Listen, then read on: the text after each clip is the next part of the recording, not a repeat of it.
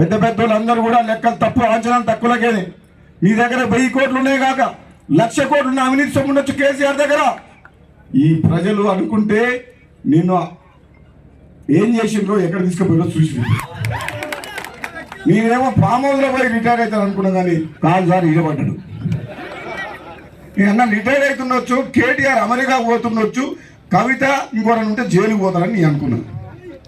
ఇక పోయే టైం వస్తే అది కూడా తప్పదు. దోసుకున్న సొమ్మంతా కక్కేయాలన్నా వద్దా?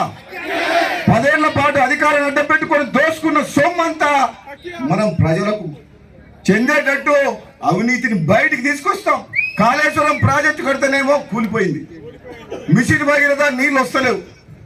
మిషన్ భగీరథ గెస్ట్ హౌస్ మాత్రం బొమ్మడం కట్టిండు.